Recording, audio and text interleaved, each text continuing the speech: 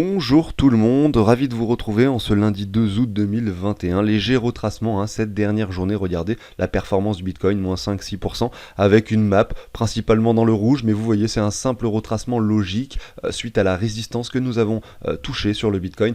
Et on va justement regarder ça avant l'intro parce qu'aujourd'hui au programme, comme d'habitude avant l'intro, on va aller voir le Bitcoin et l'altcoin dominance probablement. Et ensuite, justement, vous l'avez vu sur la miniature, je vais vous parler de deux projets qui selon moi sont relativement intéressants, qui sont actuellement sur des niveaux pertinents d'achat, à savoir des zones de rechargement intéressantes. On regarde ça juste après. Et pour l'heure, allons voir un petit peu le graphique du Bitcoin. Et on observe du coup sur ce graphique en daily pas mal de choses. Déjà la première, c'est que nous sommes actuellement sur un range qui s'établit depuis déjà bien longtemps, notamment suite à ce crash qui a ramené le Bitcoin de 28 000, il y a environ un mois et demi, et depuis ce point-là, on le visualise clairement ici, on fait un range, on s'établit, on fait des plus bas ici, des plus hauts ici, un plus bas à nouveau qui vient chercher sur ces mèches cette ligne basse, à cet endroit-là également, on sort ensuite de ce canal baissier et on vient chercher le point haut. Donc là c'est très très simple et très très propre comme graphique, on a une latéralisation du Bitcoin. Malgré tout, on voit que sur la clôture de chandelle en daily, on est un petit peu au-dessus que les sommets précédents. Allons voir ce que ça donne d'ailleurs en weekly, ça m'intéresse de visualiser cela. C'est la même chose, on est sur une clôture au-dessus des niveaux précédents. Donc c'est clairement encourageant pour le Bitcoin, on a l'impression qu'une reprise est en train de s'établir. Malgré tout, on a ce petit retracement assez logique qui s'ensuit. On est désormais sur 3 jours consécutifs négatifs avec 3 bougies rouges et clairement le niveau qui pourrait être atteint selon moi, c'est ce que j'ai dû également citer dans mes vidéos précédentes, je suppose, ce serait ce niveau-là. Regardez, je reprends cette hausse-ci et je vois une chose intéressante, c'est que ma zone de rechargement ici se situe pile poil à cet endroit-là, c'est-à-dire finalement sur la jonction avec cette ligne de tendance, regardez, que j'avais dessinée comme ceci.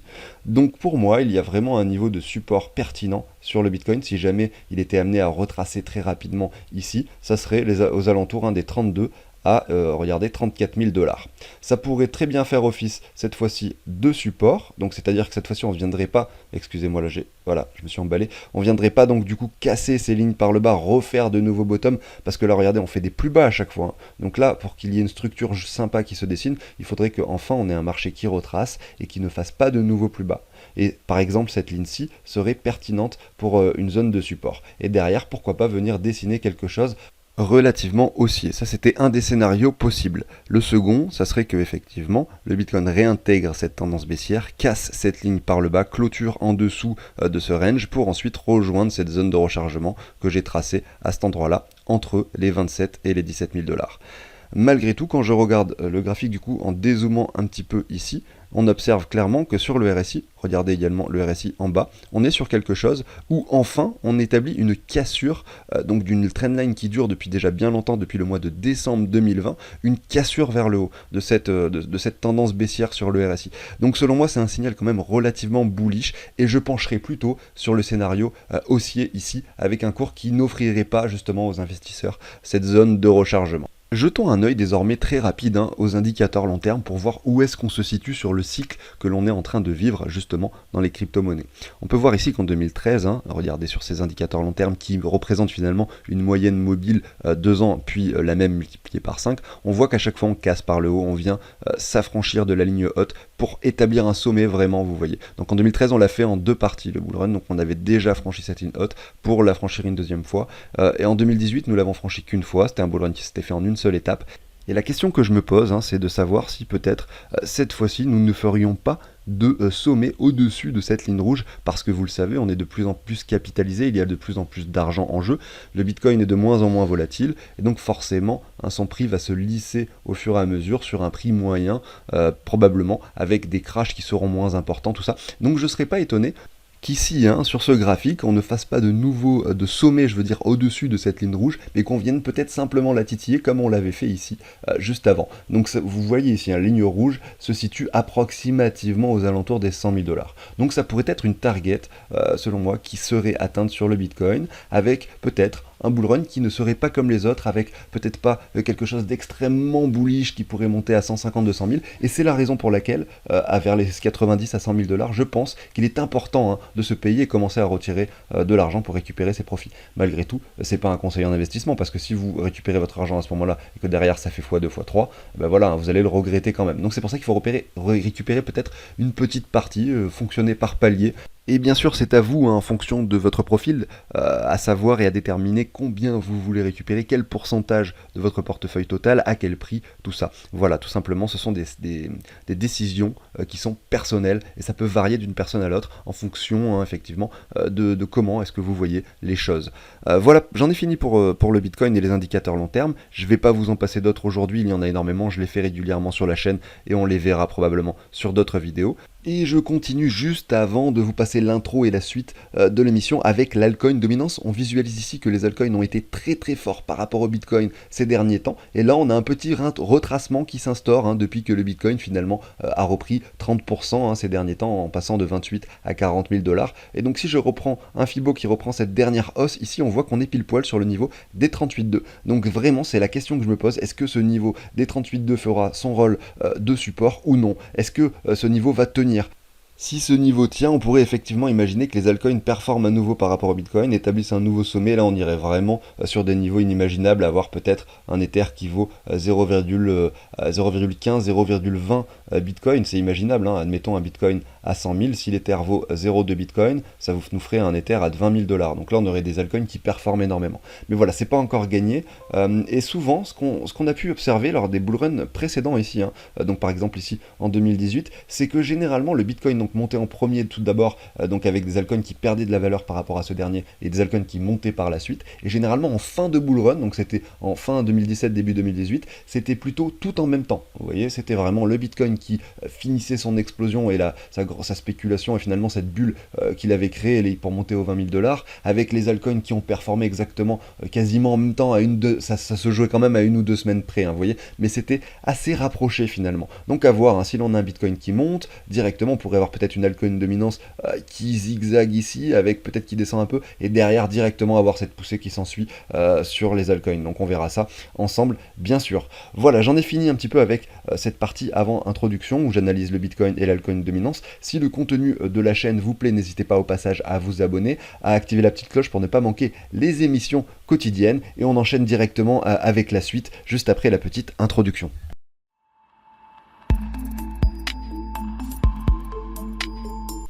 Allez, c'est parti, et avant de vous parler du coup des deux cryptos, des deux pépites, voilà, qui selon moi ont des niveaux pertinents d'achat, sachez que je vous partage donc sous l'échange d'une donation un petit tableau qui récapitule tous vos investissements et qui permet également de calculer ses plus et ses moins-values. Donc ça, vous avez un suivi global de votre portefeuille, vous avez ici des camemberts qui récapitulent tout, vous savez exactement combien vous avez de crypto, combien vous avez d'euros, même si vous avez plein de plateformes différentes, et puis à chaque fois que vous allez récupérer des euros, vous allez pouvoir l'entrer sur une partie du tableau et ça va tout simplement vous calculer la plus-value associée. Et ça, c'est possible justement parce que ce programme, donc ce petit tableau que j'ai créé, vient récupérer le prix des crypto-monnaies en temps réel grâce à un petit programme. Regardez ici, si je marque AAVE, automatiquement sur le tableau vous allez avoir le prix qui s'affiche de façon très très simple. Alors, regarde, donc là ça charge un petit peu, des fois ça peut être un peu long. Regardez, je vais actualiser tous les... Bah voilà, c'est bon. Vous voyez donc AAVE vaut 320 $, 269 euros. Je peux en ajouter d'autres, hein. Par exemple, One Inch, on va mettre... Regardez, je rajoute One Inch, automatiquement son prix est récupéré en temps réel. Donc voilà. Et derrière, une fois que vous avez ajouté les cryptos ici, eh bien elles viennent s'ajouter automatiquement sur les autres onglets, tableau de bord, et puis l'onglet valeur sur échange, sur lequel vous allez dire, voilà, ça c'est les plateformes que j'ai, donc Coinbase, Binance, Crypto.com, vous allez mettre le nom de chacune de vos plateformes.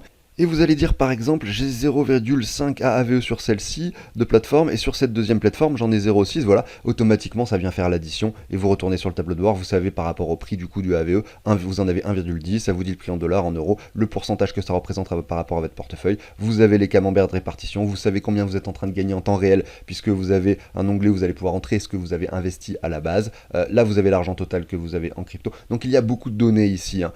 Et pour finir, vous allez aller sur l'onglet calcul des plus et des moins-values et vous allez mettre ici toutes les transactions que vous faites par rapport à l'euro. Si vous achetez des cryptos avec des euros, vous le mettez là. Si vous récupérez des euros en vendant des cryptos, vous le mettez là et ça va vous dire les plus-values tout simplement. Là, vous allez dire je récupère 2000 euros. Tout simplement, j'ai récupéré, donc j'ai vendu des cryptos pour récupérer 2000 euros. Et à ce moment-là, vous allez dire mon portefeuille valait 19 041. C'est écrit en fait ici en haut à gauche. Vous allez juste à recopier le chiffre. Et voilà, tout simplement, vous savez que sur les 2000 que vous allez récupérer à cet instant T, donc vous allez mettre le jour précis, et ben ce jour-là, il y aurait eu donc 949 euros de plus-value qui serait potentiellement à déclarer, bien sûr, sur les 2000, puisque le portefeuille a fait quasiment x2 dans cet exemple, hein. Il y avait 10 000 euros d'investissement de départ, le portefeuille vaut 20 700, donc forcément, il y a une plus-value à déclarer qui est assez importante. Voilà, vous avez compris l'idée, vous allez mettre toutes les transactions que vous faites et vous allez avoir le total des plus-values qui va s'afficher ici. Tout simplement, ça va faire la somme de toutes les plus-values et les moins-values associées. Il y a beaucoup d'explications ici avec plein de d'explications texte où j'explique chaque action. Vous avez une vidéo qui est fournie avec le tableau qui vous explique en détail comment le mettre en place. Et si vous avez des problèmes, vous avez mon mail pour me contacter. J'en ai fini avec tout ça. Dans la description, vous trouverez le lien pour les donations et vous trouverez également le lien qui ramène sur une vidéo où j'explique beaucoup mieux ce tableau. Je continue du coup avec les analyses, on va voir les deux cryptos qui selon moi ont des niveaux vraiment et réellement pertinents. Tout d'abord, le track par rapport au dollar, c'est une crypto que j'avais présenté il y a quelques temps sur la chaîne où j'avais décrypté le white paper avec vous.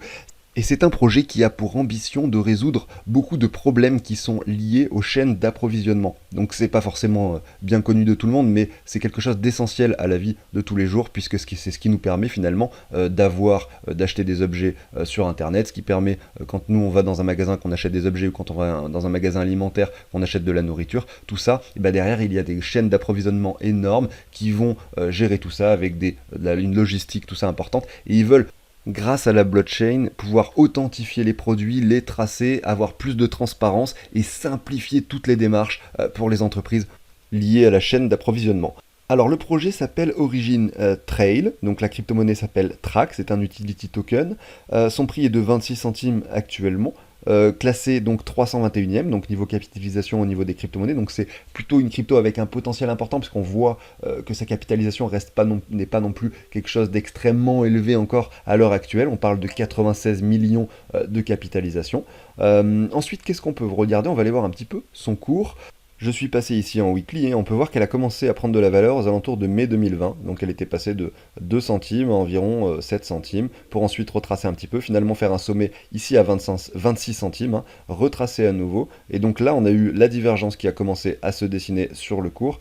En weekly on a vu qu'on a fait un sommet vraiment extrêmement élevé ici aux alentours des 90 centimes. C'était vraiment de la spéculation simple et pure à ce moment-là. Et derrière on a enfin un cours qui retrace à nouveau. Donc si le projet fonctionne réellement à l'avenir, on pourrait estimer que effectivement le cours prenne à nouveau de la valeur. Là nous avons touché un sommet à 94-95 centimes. Le marché a décidé de reprendre, de redescendre finalement et de casser un petit peu cette bulle en retournant dans cette zone de rechargement entre les 36 et les 20 centimes.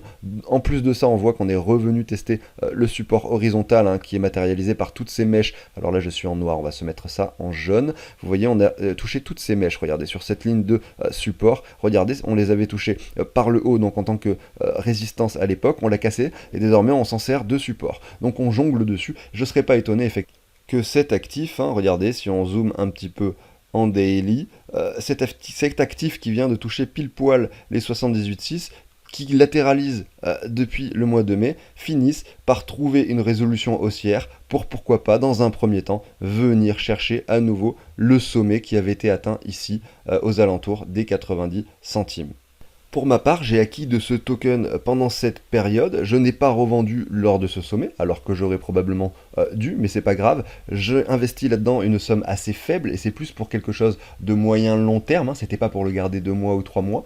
Donc je continue tout simplement à hold en me disant que potentiellement, donc je l'avais acheté à peu près au niveau du prix actuel, un peu plus faible, hein. J'étais plutôt aux alentours des 15, entre 10 et 15 centimes. Donc c'est bien, je suis quasiment quand même à 1 x 2, mais je hold, je me dis que potentiellement les performances pourraient être beaucoup plus intéressantes sur cet actif. J'en ai fini avec ça, on va enchaîner avec la deuxième crypto que je voulais vous présenter. Et c'est donc Zcash, la crypto-monnaie ZEC. Le prix actuel est de 117 $ pour un token. La capitalisation boursière est de 1 milliard 328 millions. Donc on n'est pas sur la même catégorie de tokens. Vous avez vu tout à l'heure, c'était 97 millions. Là, on est plutôt sur 1 milliard 400 millions. Donc c'est voilà, une crypto qui est classée 71e, donc dans le top 100, bien sûr. Et vous allez probablement me dire que voilà, c'est pas une innovation, hein, ce token existe depuis longtemps, etc. C'est vrai, mais graphiquement, il a une configuration intéressante et c'est un projet pour lequel je pense qu'il pourrait y avoir un avenir assez radieux, et c'est la raison pour laquelle j'en parle aujourd'hui, parce que les zones actuelles de prix me semblent pertinentes. Mais on va aller voir les graphiques juste après, bien sûr. Mais regardons rapidement ensemble le site internet. Donc Zcash, c'est un privacy coin, ce qui veut dire que les transactions qui sont associées à cette blockchain peuvent être anonymes. Vous avez la possibilité de dire que voilà, j'envoie de l'argent, mais la personne qui le reçoit ne sait pas exactement, ou les personnes qui veulent aller voir chaque transaction du réseau ne pourront pas savoir exactement qui a envoyé de l'argent à qui. C'est un petit peu l'idée générale. Alors on pourrait voir ça comme quelque chose de négatif, mais en réalité ça peut servir sans parler forcément d'argent. Imaginez qu'il y a beaucoup de choses qui peuvent être stockées sur la blockchain. Il y a peut-être des entreprises qui vont utiliser la blockchain, des gouvernements, et vous aussi, avec vos données personnelles. Par exemple, si vous imaginez que vos certificats médicaux soient sur la blockchain, ça peut être bien de choisir un petit peu quand on veut que ça reste anonyme et qu'il n'y ait pas forcément toute la population qui puisse tout simplement aller sur le réseau, sur internet, aller sur par exemple le scan de la blockchain en question et voir tout ce que vous avez fait avec vos données. Vous voyez, donc ça peut servir quand même à certaines utilités, hein. Donc là, ils parlent sur leur site d'une application, ils parlent de la technologie, effectivement. Vous avez ici tout un onglet où ils expliquent en détail comment tout ça fonctionne. Je vous invite à y jeter un œil si vous voulez avoir plus d'informations à ce sujet. Allons voir directement son cours. On observe ici donc que le Zcash par rapport au Bitcoin, ici en daily, nous étions ici au mois d'août 2020, nous avions touché un petit sommet, nous avons pas mal retracé par la suite. Ici, nous étions en janvier 2021. Derrière, il y a eu cette poussée des altcoins, vous le savez, avec un cours du Zcash qui est allé au 0,006 Bitcoin. On va aller voir après le prix par rapport au dollar, hein, ne vous inquiétez pas. Et ensuite, regardez, donc par rapport au Bitcoin, le Zcash a perdu pas mal de valeur et est retourné ici dans la zone de rechargement. On est en train de jouer sur la zone basse de ce niveau de rechargement qui se situe à cet endroit-là. On est en train de jouer et de jongler dessus. Donc est-ce qu'on va rebondir donc à l'approche des 78,6 c'est la question qu'on se pose. D'ailleurs, si on zoome un peu plus, par exemple, on va aller voir ici du 4 heures, par exemple, on a quand même ce W qui commence à se former suite à cette latéralisation. On n'est pas à l'abri que le cours descende plus bas effectivement, mais malgré tout, on est en train enfin de dessiner une structure avec quelque chose d'assez propre, des petites reprises à cet endroit-là. Et moi, je vois ici en weekly un potentiel énorme. Regardez, je retourne sur un graphique beaucoup plus long terme. Je vois un potentiel énorme, je vois un cours qui ne performe pas tant que ça depuis longtemps, malgré cette petite poussée des altcoins début 2021. Et regardez, on a un cours qui a chuté de façon drastique ici. Imaginez que l'on revienne sur des niveaux précédents par rapport au Bitcoin, ça serait juste quelque chose qui serait incroyable. Imaginez un Zcash qui revienne ici aux alentours des 0,06 Bitcoin, donc ça ferait 1000% par rapport au Bitcoin. Voilà, on a quand même du potentiel, on le visualise directement sur ce graphique, mais on n'est pas dans la même configuration qu'à l'époque. Est-ce que le cours peut remonter aussi haut? Je n'en sais rien. En tout cas, je vois un vrai potentiel sur cette technologie. Je vois que le site est bien foutu, je vois qu'il est quand même dans le top 100. Donc selon moi, il y a une opportunité à saisir sur cet actif. On va aller le voir par rapport au dollar. Je vais sélectionner par exemple Kraken. Et on observe ici que contrairement à l'Ether, au Litecoin, au Bitcoin qui a fait un nouveau sommet, cet actif par rapport à son cours de 2018, qui avait donc touché les 800 $, nous y sommes encore bien loin. Lors de cette poussée début d'année, nous sommes simplement revenus aux 370. Donc pourquoi pas essayer d'imaginer un nouveau sommet plus élevé que celui qui avait été atteint en 2018. Ici, nous avons un joli retracement, donc c'est ça qui est intéressant de voir également sur ce graphique, c'est que à cet endroit-là, si on se met une petite zone de rechargement par rapport ici cette fois-ci au dollar, regardez, nous sommes revenus pile poil également sur les 78,6 et ça représente en plus, regardez, cette jolie ligne horizontale de support qui se situe à cet endroit-là, qui vient chercher donc une fois ici ce sommet en tant que résistance, ce sommet en tant que résistance, on la casse par le haut et là on vient la retester cette fois-ci en tant que support. Donc voilà, pour quelqu'un qui souhaiterait investir et diversifier son portefeuille, je pense que cet actif peut avoir une pertinence, quelque chose, voilà, on peut se dire que ça peut être intéressant pour diversifier, notamment pour toutes ces raisons que je viens de citer, avec un montant bien sûr, réfléchi. Il ne faut pas mettre 50% de son argent dans ce token, vous comprenez l'idée, l'idée c'est de diversifier avec énormément de tokens différents, peut-être mettre entre 1 et 5% de son argent sur un actif comme celui-ci, me semble pertinent, et c'est ce que j'ai fait moi pour mon portefeuille depuis déjà un petit moment, voilà, vous le savez, moi je ne touche plus trop mon portefeuille, il est déjà figé depuis un petit moment, l'idée c'est de tenir et de garder mes cryptos. Je l'avais acheté celui-ci ici entre les 80 et les 100 $, il me semble, Aujourd'hui on est à 117, donc vous voyez c'est un peu comme le track, on est un peu au-dessus et je hold pour du plus long terme. Mais voilà, vu qu'on revient sur des niveaux intéressants, j'avais envie de vous partager ça tout simplement sur la chaîne. J'en ai fini du coup avec l'émission du jour. Merci à tous de m'avoir écouté, de m'avoir suivi. N'hésitez pas, si le contenu vous plaît, à vous abonner, à liker, et moi je vous dis à très bientôt sur la chaîne. Salut tout le monde!